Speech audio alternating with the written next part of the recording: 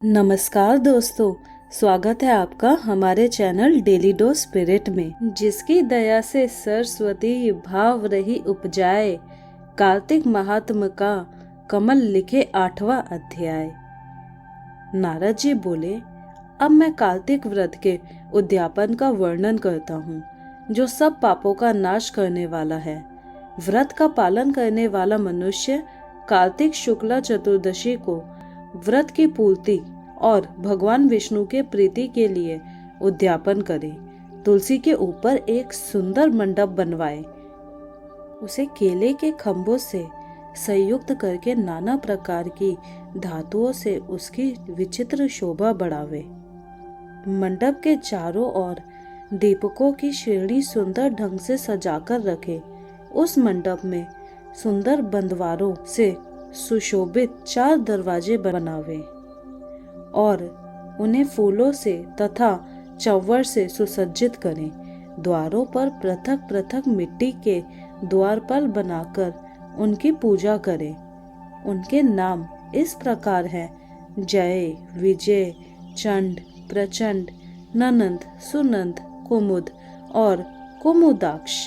उन्हें चारों दरवाजों पर 2-2 के क्रम से स्थापित कर भक्ति पूर्वक पूजन करें। तुलसी की जड़ के समीप 4 रंगों से सुशोभित सर्वतोभद्र मंडल बनावे और उसके ऊपर पूर्ण पत्र तथा पंचरत्न से संयुक्त कलश की स्थापना करें। कलश के ऊपर शंख, चक्र, गदाधारी भगवान विष्णु का पूजन करें। भक्ति पूर्वक उस तिथि में उपवास करें तथा रात्रि में गीत, वाद्य, कीर्तन आदि मंगलमय आयोजनों के साथ जागरण करें।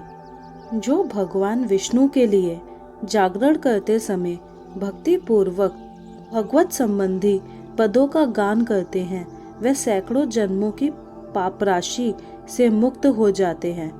जो मनुष्य भगवान के निमित्त जागरण करके रात्रि भर भगवान का कीर्तन करते हैं, उनको असंख्य गोदान का फल मिलता है।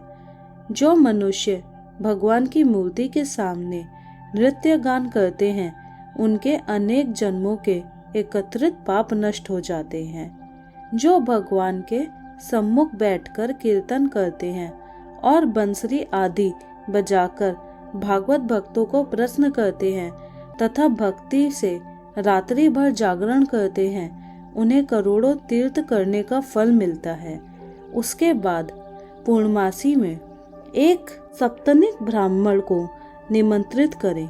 प्रातः काल स्नान और देव पूजन करके वेदी पर अग्नि की स्थापना करें और भगवान की प्रीति के लिए तिल और खीर की आहुति दे। होम की शेष विधि पूरी करके भक्ति पूर्वक ब्राह्मणों की पूजन करे और उन्हें यथाशक्ति दक्षिणा दे। फिर उनसे इस प्रकार क्षमा प्रार्थना करे: आप सब लोगों की अनुकंपा से मुझ पर भगवान सदैव प्रसन्न रहें। इस व्रत को करने से मेरे 7 जन्मों के किए हुए पाप नष्ट हो जाएं और मेरी संतान चिरंजीवी हो। इस पूजा के द्वारा मेरी सभी मनोकामनाएं पूर्ण हो। मेरी मृत्यु के पश्चात मुझे अतिशय दुर्लभ विष्णु लोक की प्राप्ति हो। पूजा की समस्त वस्तुओं के साथ गाय भी गुरु को दान में दें। उसके पश्चात घर वालों और मित्रों के साथ स्वयं भोजन करें। भगवान द्वादशी तिथि को शयन से उठे, त्रयोदशी को देवताओं से मिले और चतुर्दशी को सबने उनका दर्शन और पूजन किया। इसलिए उस तिथि में भगवान की पूजा करनी चाहिए। गुरु की आज्ञा से भगवान विष्णु की सुवर्णमयी प्रतिमा का पूजन करें। इस पूर्णिमा को पुष्कर तीर्थ की यात्रा श्रेष्ठ मानी गई है। कार्तिक माह में इस विधि का पालन करना चाहिए। जो इस प्रकार कार्तिक के व्रत का पालन करते हैं, वे धन्य और पूजनीय हैं। उन्हें उत्तम फल की प्राप्ति होती है।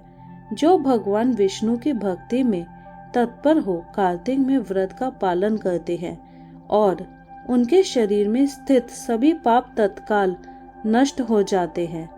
जो श्रद्धा पूर्वक कार्तिक के उद्यापन का महात्म्य सुनता या सुनाता है वह भगवान विष्णु का सायुज्य प्राप्त करता है। तो दोस्तों, अगर आपको हमारा वीडियो अच्छा लगा हो तो वीडियो को लाइक करके चैनल को सब्सक्राइब करना ना भूलें।